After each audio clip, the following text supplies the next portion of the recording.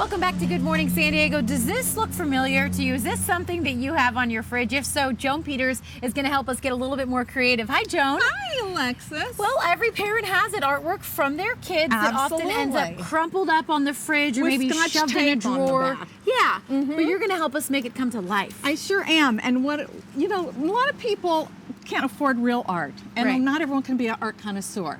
But there's a whole untapped source of artwork, and it's our children's artwork or the artwork of some child that we love. Okay. And so it brings the same thing to anyone's house. It brings color, gives the house character, and makes it personal. Well, it's special, yeah. Isn't it? You oftentimes don't even know who the artist is of the stuff hanging on your walls, right? Exactly. And this is the real thing, but it's all in the way you frame it. Okay, so where do we begin in the framing process? Custom framing can sometimes be as expensive as a piece of furniture. Okay. So I'm going to tell you how to, with very little money, make your children's artwork a piece that looks like an expensive piece and a custom frame And you piece. can often find these nice frames on deals, like Absolutely. half off or buy one get 2 one for free. 1. They've Yeah. got wait for your 2 for 1 sales. This was from a local framing place, and this is usually what it looks like. It has the glass, and behind, you take the cardboard out. Okay, so the first thing is buy a standard size frame. Okay.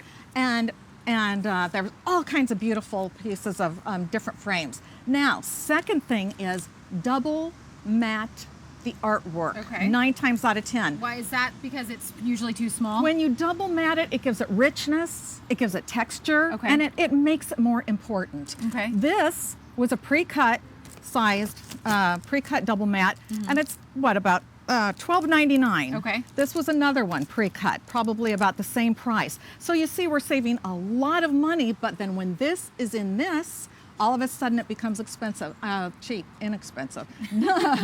Number 3 is put it together yourself. Okay, maybe with It's- your kiddo, right? Exactly. Have them help you. Yeah, and they feel so good. Yeah. So when you put it together yourself, yes, you don't have paper on the back and it's not all finished, but it's the beauty that you can switch artwork down the road. And later in the next segment, you're going to show us, these are actually pieces from a friend of yours' home? This is my client's Okay. home, but where did my other paint? Oh, this one? I wanted to tell Sorry, you. I stole it. That's okay. This was one of my favorite pieces of art that my nephew did. He's 30-something cool. now.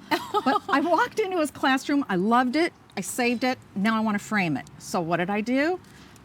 In this case, I had to have a matte pre-cut instead of buying, a custom cut, instead of buying a pre-cut, because the shape was odd and I wanted some of the yellow to show. Because the yellow's showing, I didn't double matte it.